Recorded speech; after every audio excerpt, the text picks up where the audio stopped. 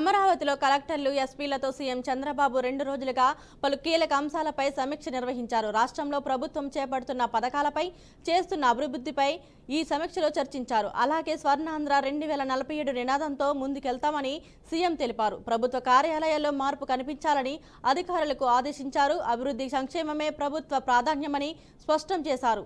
రాష్ట్రంలో శాంతి భద్రతలు అదుపులో ఉండాలన్నారు. ఈ ఏడాది క్రైమ్ రేట్ తగ్గాలని అధికారులకు సూచించారు. అయితే కొందరు అధికారుల పనితీరుపై సీఎం అసహనం వ్యక్తం చేశారు.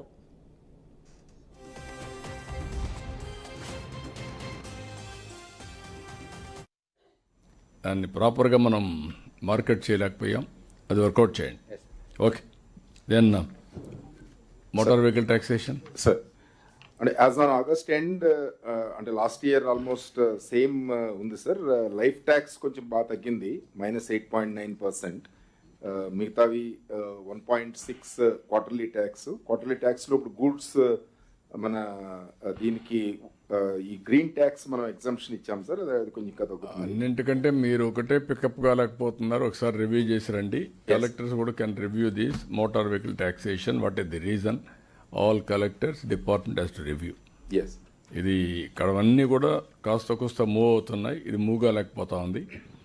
ఎకనామిక్ యాక్టివిటీ ఉన్నప్పుడు వెహికల్స్ కూడా వస్తాయి.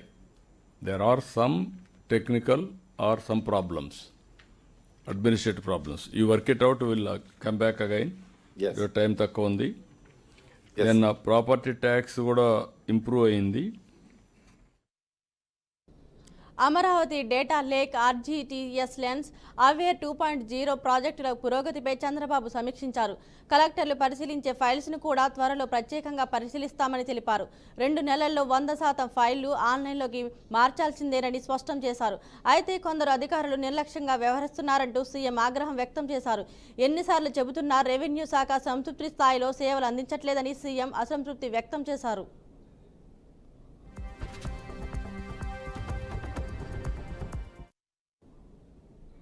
విక్రమ్ పూలా రచించిన ఎన్టీఆర్ సజీవ చరిత్ర పుస్తక ఆవిష్కరణ కార్యక్రమంలో ముఖ్యమంత్రి చంద్రబాబు నాయుడు పాల్గొన్నారు. ఈ పుస్తకం 1984లో జరిగిన రాజకీయ పరిణామాలు, ఎన్టీఆర్ కుట్రలను ఎలా ఛేదించారో వివరిస్తున్నారన్నారు.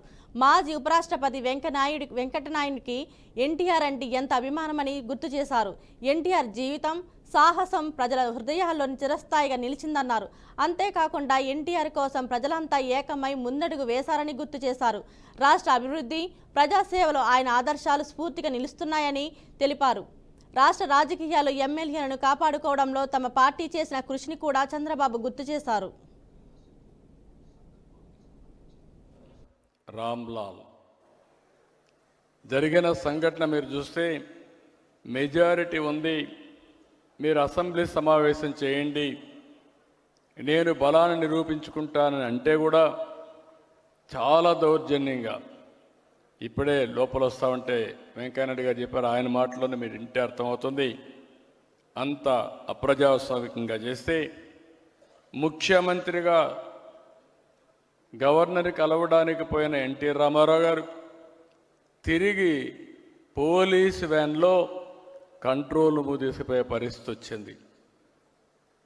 ఆ ఒక్క సంఘటన దేశంలో ఉండే ప్రతి ఒక్కరిని దిగ్భ్రాంతికి గురి చేసింది. ఆ రోజు ఎంతోమంది సహకరించారు. మాకు తెలియని వ్యక్తులు, ఉదాహరణ మీరు ఒకసారి చూస్తే కర్ణాటకలో హెగ్డే గవర్నమెంట్ మాకు షెల్టర్ ఇవ్వాలి, దేశంలో ఎవ్వరూ ఇవ్వలేని రోజున కర్ణాటకలో మాకు అకామిడేషన్ ఇచ్చిన ఏకైక వ్యక్తి రామకృష్ణ హెగ్డే. ఆ రోజు అక్కడ రఘుపతి గారు మంత్రి. రఘుపతి గారిని అప్పచెప్తే రాత్రింబగళ్ళు మాతో ఉండి మొత్తం ఎమ్మెల్యేలకు ఏం కావాలో చేసిన సందర్భం అది. దేశంలో ఉండే అన్ని రాజకీయ పార్టీలు, కాంగ్రెస్ ఇతర ప్రతిపక్షాలన్నీ కూడా 18 పార్టీలు జమకట్టాయి. ఒకే మాట, ఒకే డిమాండ్ మీరు చూస్తే గవర్నర్ రామ్లాల్ రీకాల్ చేయాలని. తన ఆస్తులపై ఎదురవుతున్న ఆరోపణలను ఖండిస్తున్నానని మాజీ మంత్రి పేర్ని నాని తెలిపారు. తన ఆస్తుల వివరాలను ఎన్నికల అఫిడవిట్లో పూర్తిగా డిక్లేర్ చేశానని ఆయన స్పష్టం చేశారు. తన భార్య, కొడుకు పేర్లపై ఉన్న ఆస్తులు కూడా ప్రకటించామని చెప్పారు. 2022లో బైపాస్ రోడ్డు ప్రాంతంలో 11,000 గజాలు సొంతంగా కొనుగోలు చేశానని వివరించారు. బినామీలపైన ఎలాంటి ఆస్తులు పెట్టలేదని చట్టపరమైన వివరాలతో ఆయన నిరాకరించారు. కోర్టు దావా వేసిన మీదట అసలు దీని యాక్షన్కి కూడా నేను అడిగాను అప్పట్లో ఉన్న ఈవోల్ని, రిటైర్ అయిపోయిన అధికారులని, ఆర్జేసీలని, వీళ్ళందరినీ అసలు ఎందుకు యాక్షన్కి వెళ్ళారు అప్పుడు అని చెప్పానంటే, అన్యాక్రాంతం అయిపోతుందండి దేవుడు ఆస్తులు. ఒక 50 సెంట్లు ఆ పక్కనే ఉన్నటువంటి ఒక ఆయన, వాళ్ళ అల్లుడు హైదరాబాద్లో ఉంటున్నాడు ప్రస్తుతం, అతను కోర్టుకు వేసాడు. కోర్టుకు వేస్తే హేమంత్ గారు అని చెప్పిన ఒక న్యాయవాది, ప్రముఖ న్యాయవాది గారు ఉన్నారండి. అంటే నాకు తెలుసు, కాదు ఆయన చెప్పాడని ఈ ఆఫీసర్లు చెప్పారు. ఈ భగవంతుడికి తెలియాలి, హేమంత్ గారికి తెలియాలి, ఎండోమెంట్స్ వాళ్ళకి తెలియాలి. ఆ ఎండోమెంట్స్ వాళ్ళని పిలిచారే, మీకు పోయే కాలం వచ్చినట్టుందిరా, దేవుడు ఆస్తులు కాపాడతాకి మీకు జీతం ఇస్తున్నారు. జీతం ఇస్తుంటే ఒకళ్ళేమో, ఒక నవాబు గారేమో 33 సెంట్లకి ఎంతకో కాదు 3 ఎకరాలకి దావా వేశాడు, నాదని చెప్పిన దేవుడిది. ఇంకొక ఆయన హైదరాబాద్లో ప్రస్తుతం ఉంటున్నాడు, అతనేమో ఏదో గ్యాస్ కంపెనీలో పనిచేసేవాడని చెప్తున్నారు ఎవరు ఎండోమెంట్స్ వాళ్ళు. ఆయనేమో 33 సెంట్లకు ఎంతకో ఆయన. లిక్కర్ స్కామ్ కేసును రాజకీయంగా వాడుకుంటున్నారని వైఎస్ఆర్సీపీ సీనియర్ నేత అంబటి రాంబాబు తీవ్ర ఆగ్రహం వ్యక్తం చేశారు. ఇప్పటికే ఈ కేసులో 11 కోట్ల రూపాయలు సీజ్ చేశామని గుర్తు చేస్తూనే ఆధారాలు లేని కథలు అల్లుతూ వైఎస్ఆర్సీపీపై కుట్ర చేస్తున్నారని విమర్శించారు. ప్రభుత్వమే మద్యం విక్రయిస్తుందని, అటువంటి పరిస్థితుల్లో స్కామ్ జరిగే అవకాశం లేదని స్పష్టం చేశారు.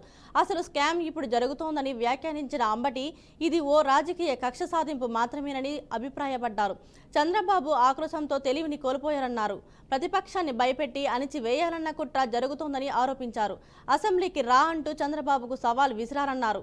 ఏడ్చి పారిపోయిన చంద్రబాబు ఇప్పుడు దమ్ము గురించి మాట్లాడుతున్నారని వ్యాఖ్యానించారు.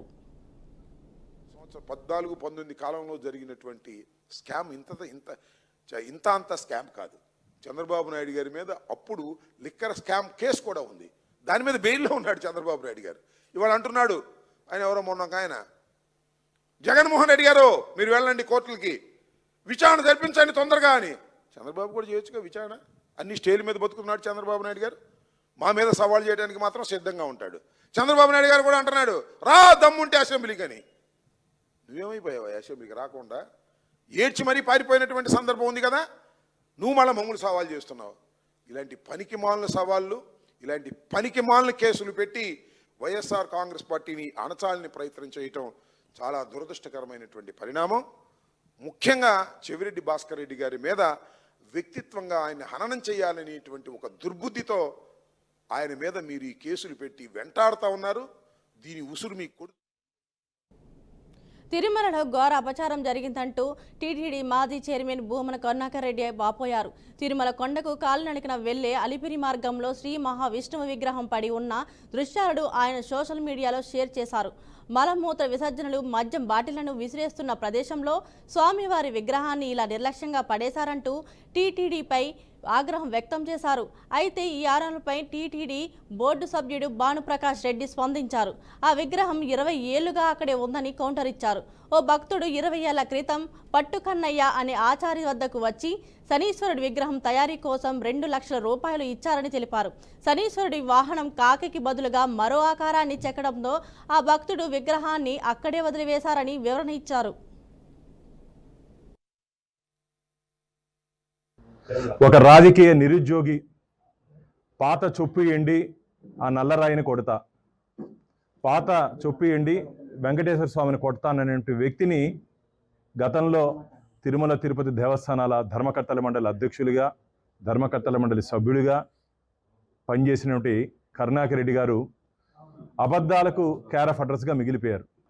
రోజు 15 రోజులకు ఒకసారి అబద్ధపు అసత్య ప్రచారాలని ప్రజల్లోకి తీసుకుని వెళ్ళి తిరుమల పవిత్రతని, శ్రీవారి పవిత్రతకి భంగం కలిగించే విధంగా వారి మాటలు, వారి చేతలు ఉన్నాయి. గోశాల నుంచి గోవిందుడి వరకు గోశాల్లో గోవులు చనిపోతున్నాయని చెప్పి ఎన్డీఏ కూటమి వచ్చిన తర్వాత అవి ఎక్కువ చనిపోయాయని చెప్పి ఒక అబద్ధ ప్రచారం తీసుకురావడం జరిగింది. వారి హయాంలో దానా దానికి సరిగ్గా పెట్టలేని కారణంగా, పురుగులు పడినటువంటి దానా దానికి సరఫరా చేసిన కారణంగా అవి అనారోగ్య బారిన పడినాయని చెప్పి విజిలెన్స్ నివేదిక, కరుణాకర్ రెడ్డి గారు అధ్యక్షులుగా ఉన్నప్పుడు విజిలెన్స్ నివేదిక ఇవ్వడం జరిగింది. అంటే నీకు ఏం జరుగుతోందో తెలీదు, విషయ పరిజ్ఞానం తీసుకొని మాట్లాడితే బాగుంటుంది, ఏం మాట్లాడితే అర్థం కాదు. మహావిష్ణు విగ్రహానికి వైఎస్ వివేకానందరెడ్డి హత్య కేసులో నిందితుల బెయిల్ రద్దుపై సుప్రీంకోర్టులో కీలక విచారణ జరిగింది. నిందితుల బెయిల్ రద్దు అంశంలో ఇప్పుడు జోక్యం చేసుకోలేమని సుప్రీంకోర్టు స్పష్టం చేసింది. నిందితుల బెయిల్ రద్దుతో పాటు దర్యాప్తును కొనసాగించడానికి ట్రయల్ కోర్టుని ఆశ్రయించాలని పిటిషనర్ వైఎస్ సునీతకు సుప్రీం ధర్మాసనం సూచించింది. అయితే మరింత సమగ్ర దర్యాప్తునకు ఆదేశించాలని వైఎస్ సునీత తరపు లాయర్ కోరారు. దీంతో సిబిఐ ఇప్పటికే ఛార్జిషీట్ దాఖలు చేసిందని సుప్రీంకోర్టు గుర్తు చేసింది. ఇదిలా ఉంటే సుప్రీంకోర్టులో విచారణ అనంతరం తదుపరి దర్యాప్తు కొనసాగించేందుకు సిద్ధంగా ఉన్నామని కోర్టుకు సిబిఐ తెలిపింది.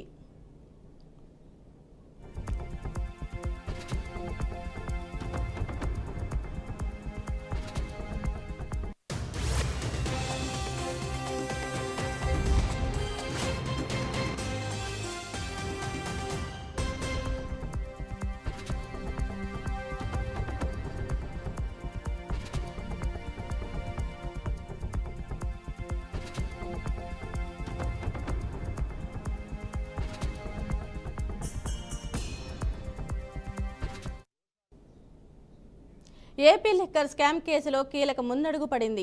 ఈ కేసు విచారణ జరుపుతున్న ప్రత్యేక దర్యాప్తు బృందం అధికారులు రెండవ అనుబంధ అభియోగ పత్రాన్ని విజయవాడలోని ఏసీబీ కోర్టులో దాఖలు చేశారు. ఈ తాజా ఛార్జ్షీట్లో అప్పటి ముఖ్యమంత్రి వైఎస్ జగన్మోహన్ రెడ్డికి అత్యంత సన్నిహితుడిగా పేరున్న వైసీపీ నేత మాజీ ఎమ్మెల్యే చెవిరెడ్డి భాస్కర్ రెడ్డి పాత్రపై తీవ్ర ఆరోపణలు నమోదు చేశారు. అతనితో పాటు అతని మిత్రుడు సిహెచ్ వెంకటేష్ నాయుడు, ప్రధాన అనుచరుడు ఎం బాలాజీ కుమార్ యాదవ్, వ్యక్తిగత సహాయకుడు ఈ నవీన్ కృష్ణ పాత్రలపై కూడా పూర్తి స్థాయిలో వివరాలు పొందుపరిచినట్లు సమాచారం.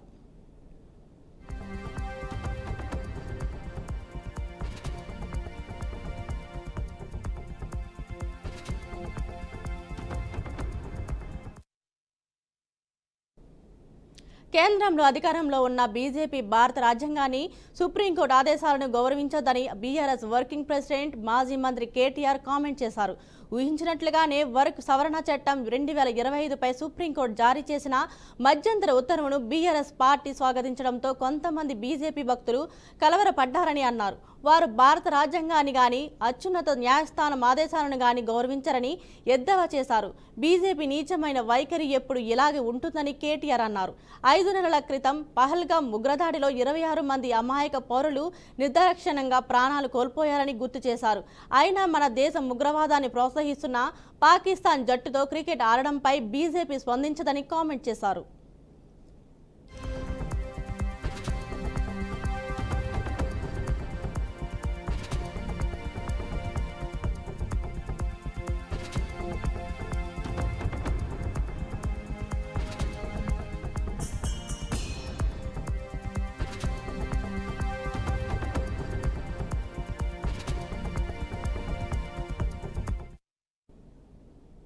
ఈ నెల 17న జరిగే ప్రజాపాలన దినోత్సవానికి హాజరయ్యే మంత్రులు, ప్రముఖుల పేర్లను ప్రభుత్వం ప్రకటించింది. అయితే ఉమ్మడి వరంగల్ జిల్లాలకు సంబంధించిన కొన్ని చోట్ల స్వల్ప మార్పులు చోటు చేసుకున్నాయి. కొండా సురేఖను వరంగల్కు, పొంగులేటి శ్రీనివాసరెడ్డిని హనుమకొండ జిల్లాకు మార్చారు. ఈ మార్పులకు వెనుక ఇటీవల ఎమ్మెల్యేలు మరియు మంత్రి సురేఖ మధ్య ఉన్న వివాదాలు కారణం కాకపోవచ్చనే చర్చలు జరుగుతున్నాయి.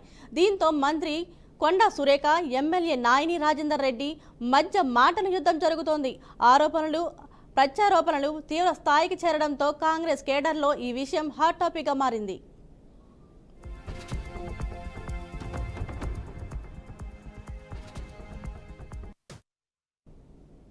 ఆరోగ్యశ్రీపై విపక్ష నేతలు చేస్తున్న ఆరోపణలపై మంత్రి దామోదర రాజనరసింహ స్పందించారు.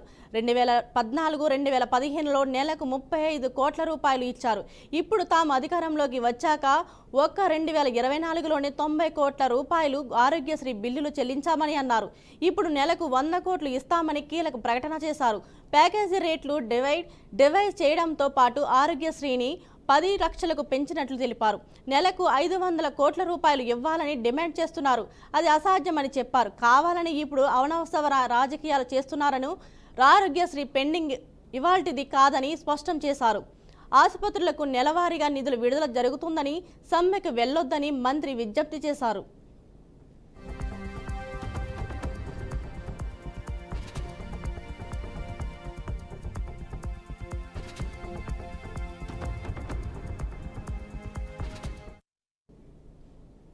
తెలంగాణలో 4 ఐఏఎస్లను ప్రభుత్వం బదిలీ చేసింది. తెలంగాణ ప్రభుత్వ సలహాదారుగా ప్రస్తుతం హైదరాబాద్ మెట్రో రైల్ ఎండీగా ఉన్న ఎన్వీఎస్ రెడ్డిని నియమిస్తూ కీలక ఉత్తర్వులు జారీ చేసింది. ఎన్వీఎస్ రెడ్డిని ఆ విధుల నుంచి ప్రభుత్వం రిలీవ్ చేసింది. ప్రభుత్వ పట్టణ రవాణా సహాయ సలహాదారుడిగా ఆయన 2 నెలల పాటు కొనసాగనున్నారు. ఇక ఆయన స్థానంలో సర్ఫరాజ్ అహ్మద్కు అదనపు బాధ్యతలు అప్పగించింది.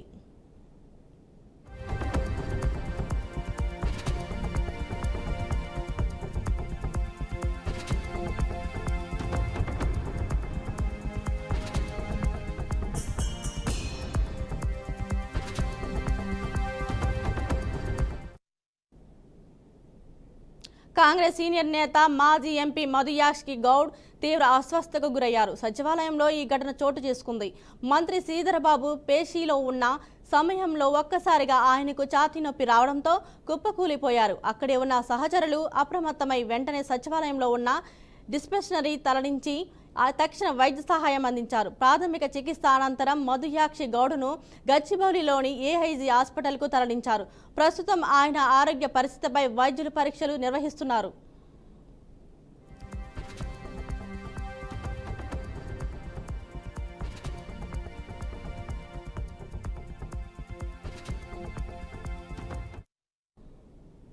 సిపిఐ ఆధ్వర్యంలో కోదాడ పట్టణంలో నిర్వహించిన సురవరం సుధాకర్ రెడ్డి సంతాప సభలో మంత్రి ఉత్తమ్ కుమార్ రెడ్డి పాల్గొన్నారు.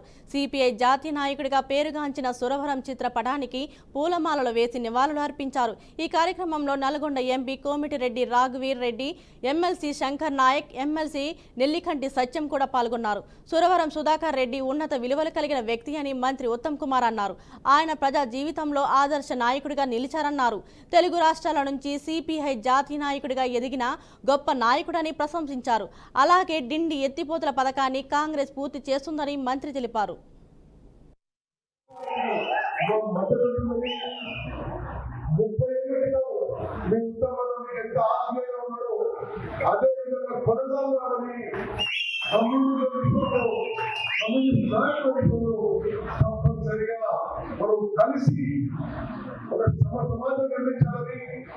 నిరుపేదలకి, రైతులకి, రైతులకి, మహిళలకి న్యాయం చేసే విధంగా ముందు పోవాలని మీరు లేవనెత్తిన అంశాలని మీ ఉత్తమంగా తప్పనిసరిగా పరిష్కారం చేస్తూ ప్రయత్నం చేస్తారని మనం చేస్తూ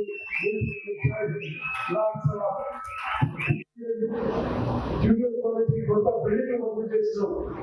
కొన్ని గోదావరికి నిరుపేదలకు ఉపయోగపడే విధంగా 100 పడగల హాస్పిటల్ మంజూరు చేసి కొన్ని నిలబడిన విషయం గమనిస్తున్నాం. కొన్ని పెట్టుబడులు చాలా బాగున్నాయి. ఎగ్జాంపుల్ గా ఉన్నటువంటి అదేవిధంగా ఈ రాష్ట్ర సివిల్ సప్లైస్ సభ్యుగా నేను విషయం మీద చెప్పాల్సిన అవసరం ఉంది. 10 ఏళ్ల పాటు మరి ఇది కమ్యూనిస్టులకి చాలా ముఖ్యమైన కష్టాలు. గత ప్రభుత్వంలో రేషన్ కార్డు ఇవ్వలేదు. మీరే సాధించడానికి గత 10 ఏళ్లుగా ఈ ప్రాంతంలో ఒకటి కూడా రేషన్ కార్డు ఇవ్వలేదు. నేను సివిల్ సప్లైస్ ప్రభుత్వం మొదలుపెట్టి ఇప్పుడు ఆదాయానికి మించిన ఆస్తుల కేసులో విద్యుత్ శాఖ అసిస్టెంట్ డివిజనల్ ఇంజనీర్ అంబేద్కర్ను అవినీతి నిరోధక శాఖ అధికారులు అరెస్టు చేశారు. ఆదాయానికి మించి ఆస్తులున్న కేసులో ఆయనను అదుపులోకి తీసుకున్నారు. ఏసీబీ అధికారులు అంబేద్కర్ దాదాపు 100 కోట్ల రూపాయలకు పైగా ఆస్తులు కూడబెట్టినట్లు ఏసీబీ అధికారుల దర్యాప్తులో వెల్లడైంది. అంబేద్కర్కు చెందిన భారీ స్థిరాస్తులు, విలాసవంతమైన భవనాలు, బినామీల పేరిట కూడబెట్టిన సంపదపై ఏసీబీ సోదాలు నిర్వహించింది. షేర్లింగంపల్లి ప్రాంతంలో అధునాతన అంతస్తుల భవనం, హైదరాబాద్ నగరంలో నడిబొడ్డున 6 ఇంటి స్థలాలు గుర్తించారు. అలాగే హైదరాబాద్ శివారులో ఉన్న విలాసవంతమైన ఫామ్ హౌస్ కూడా ఏసీబీ బృందం గుర్తించింది. అంతేకాదు, బినామీగా ఉన్న వ్యక్తిగా గుర్తించిన సతీష్ ఇంట్లో ఏసీబీ అధికారులు సోదాలు నిర్వహించి 2 కోట్ల రూపాయల నగదు స్వాధీనం చేసుకున్నారు. అయితే ఈ కేసులో మరిన్ని ఆధారాలు సేకరించేందుకు దర్యాప్తు కొనసాగుతుందని ఏసీబీ అధికారులు వెల్లడించారు.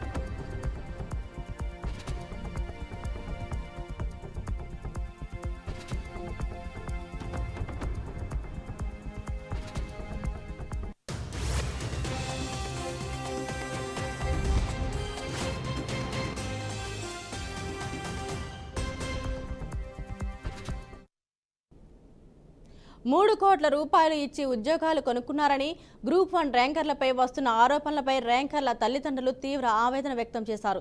ఈ రోజు సోమాజిగూడ ప్రెస్ క్లబ్లో వారు మీడియా సమావేశాన్ని ఏర్పాటు చేశారు. తమ పిల్లల భవిష్యత్తుతో రాజకీయాలు వద్దని ఈ సందర్భంగా గ్రూప్ 1 ర్యాంకర్ల తల్లిదండ్రులు విజ్ఞప్తి చేశారు. ఎన్నో త్యాగాలు చేసి చదివిస్తే $3 కోట్ల ఇచ్చి ఉద్యోగాలు కొనుక్కున్నట్లు నిందలు వేస్తున్నారని ఆవేదన వ్యక్తం చేశారు. తమకు అంత స్తోమత లేదని, మీ రాజకీయాల కోసం మా పిల్లల భవిష్యత్తును నాశనం చేయొద్దని వారు మీడియా ద్వారా వేడుకున్నారు.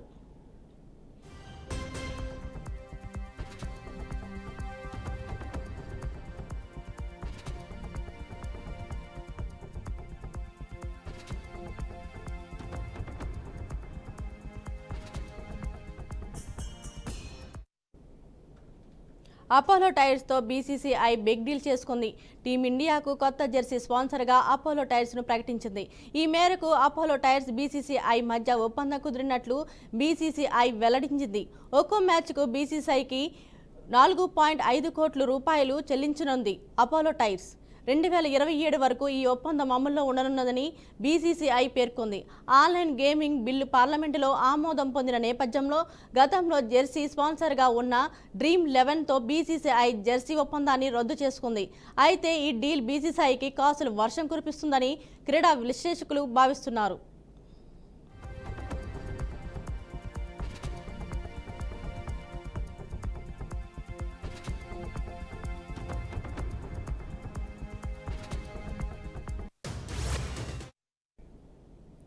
ఉత్తరాఖండ్లోని డెహ్రాడూన్లో దారుణం చోటు చేసుకుంది. భారీ వర్షాలకు ఉప్పొంగి ప్రవహిస్తున్న ఓ నదిలో ట్రాక్టర్ కొట్టుకుపోయింది. దీంతో అందులోని 10 మంది కూలీలు గల్లంతయ్యారు. ఈ ఘటనకు సంబంధించిన షాకింగ్ వీడియో ప్రస్తుతం సోషల్ మీడియాలో వైరల్గా మారింది. 10 మంది కూలీలు ఓ ట్రాక్టర్తో నది దాటుతున్నారు. నది మధ్యలోకి వచ్చాక ట్రాక్టర్ మోరగించింది. ఉధృతంగా ప్రవహిస్తున్న నది మధ్యలో ట్రాక్టర్ ఆగిపోవడంతో అందరూ కూలీలు భయాందోళనకు గురయ్యారు. కాపాడాలంటూ చేతులు ఊపుతూ కేకలు వేశారు. ఇంతలోనే నీటి ప్రవాహ ఉధృతికి ట్రాక్టర్ బోల్తాపడడం, కూలీలంతా నీళ్లలో కొట్టుకుపోయారు. కళ్ళ ముందే కొట్టుకుపోతున్న గ్రామస్తులు నిస్సహాయంగా చూస్తుండిపోవడం, తమ తప్పేమీ చేయలేకపోయారు. కూలీల కుటుంబ సభ్యులు రోధిస్తూ నది ఒడ్డున పరుగులు తీశారు. తమ వారిని కాపాడుకునేందుకు ఆరాటపడ్డారు.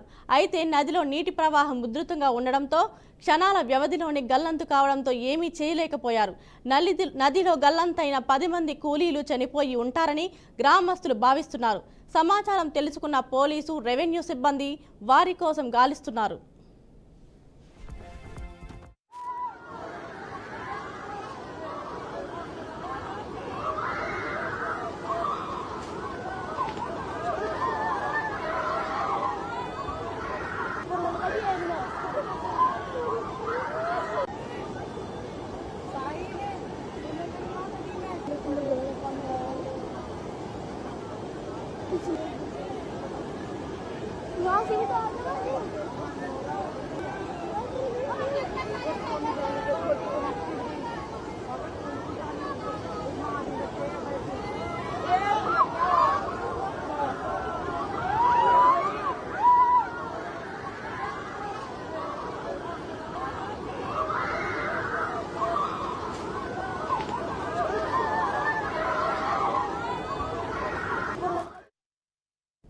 హిమాచల్ ప్రదేశ్, ఉత్తరాఖండ్ రాష్ట్రాలను క్లౌడ్ బరస్ట్ వణికించింది. కుండపోత వర్షాలు, ఆకస్మిక వరదలు ఈ రెండు రాష్ట్రాల్లో తీవ్ర విషాదాన్ని మిగిల్చాయి. ఈ ప్రకృతి బీభత్సానికి హిమాచల్ ప్రదేశ్లో 3 మృతి చెందగా 2 రాష్ట్రాల్లోని భారీ ఆస్తి నష్టం సంభవించింది. వరద ప్రవాహానికి 20కి పైగా ప్రభుత్వ బస్సులు, ఇతర వాహనాలు కొట్టుకుపోయాయని, సమీపంలోని వర్క్షాపులు, పంప్ హౌస్లు, దుకాణాలు ధ్వంసమయ్యాయి. వంతెనలు, రోడ్లు కొట్టుకుపోవడంతో రవాణా వ్యవస్థ స్తంభించి జనజీవన పూర్తిగా అస్తవ్యస్తమైంది.